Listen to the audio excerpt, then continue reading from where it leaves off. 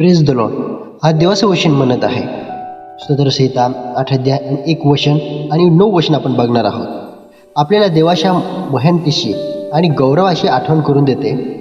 दावीद राजा आकाश, पृथ्वी आणि सृष्टीकडे पाहून देवाच्या सामर्थ्याची स्तुतिगान करत आहे. देवाचे नाव केवळ स्वर्गातच नव्हे तर संपूर्ण पृथ्वीवर गौरवशाली आहे.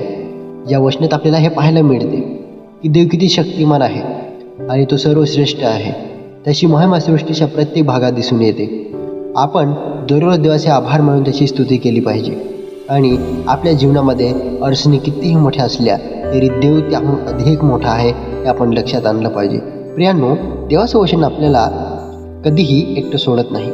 ते आपल्याला नेहमी सामर्थ्य असं आहे आणि आपल्याला प्रत्येक अडचणीतून, प्रत्येक मोठमोठ्या आजारातून आणि कितीही मोठे संकट आले तरी आपल्याला तो बाहेर काढत असतो. आणि त्यासारखी दुसरी कोणतीही अशी गोष्ट नाही की जी गोष्ट आपल्याला प्रत्येक अडचणीतून बाहेर काढू शकेल. कारण प्रियांनो, लोक असे स्वार्थी आहेत की दुसऱ्याचे सुख त्यांना आवडत नाही, परंतु परमेश्वर नेहमी दुसऱ्याच्या सुखासाठी म्हणजे मनुष्याच्या सुखासाठी परमेश्वराचे वचन आहे. प्रियांनो, परमेश्वराचं वचन सत्य आहे आणि त्याचे वचन कधीही ते अपूर्ण ठरत नाही.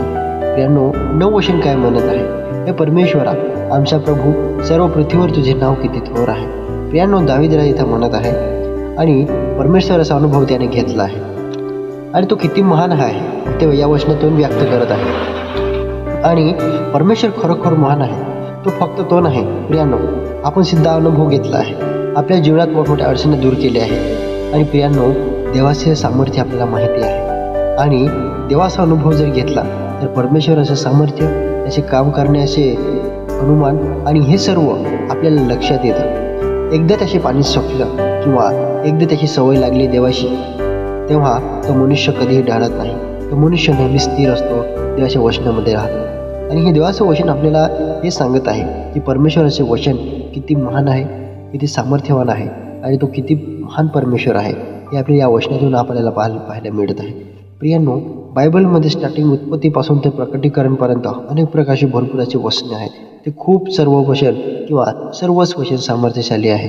परंतु प्रियांनो, त्या मनात उतरवणे, त्याप्रमाणे आपले जीवन जगणे, त्याला जाणून घेणे आणि इतरांना सुद्धा सांगणे आणि देवाचा आशीर्वाद घेणे हे खूप महत्त्वाचं आहे. तर प्रियांनो, देवाच्या वचनाला तुम्ही दुर्लक्ष करू नका. परमेश्वराचं वचन वाचा आणि त्याच्यानुसार चाला. प्रार्थना करा आणि प्रत्येक गोष्टीसाठी, प्रत्येक अडचणीसाठी परमेश्वराला समोर ठेवून, परमेश्वराला पहिले काम संपवून बाकीचं काम तुम्ही कोणतेही काम तुम्ही करू शकता. पण अपूर्ण राहिलेलं काम परमेश्वराच्या नावाने पूर्ण होऊ शकतं. फक्त तुम्ही देवाच्या वचनामध्ये विश्वास केला पाहिजे. देवावरती विश्वास केला आणि भरोसा केला तर परमेश्वर आपल्याला नक्की मदत करत असतो. कारण परमेश्वर आपल्याला एकदम स्वातंत्र्य ठेवलेलं आहे. परंतु परमेश्वराचे वचन आपल्याला सामर्थ्य देतं, शक्ती देतं आणि प्रत्येक अडचणीतून काढतं. प्रियांनो, कधी लक्षात ठेवा, देवाच्या वचनाकडे तुम्ही दुर्लक्ष करूच नका आणि ते देवाचे वचन तुम्हाला आयुष्य देईल, तुम्हाला जीवन देईल, आशीर्वादित करेल, तुम्हाला प्रत्येक अडचणीतून बाहेर काढेल. Praise the Lord.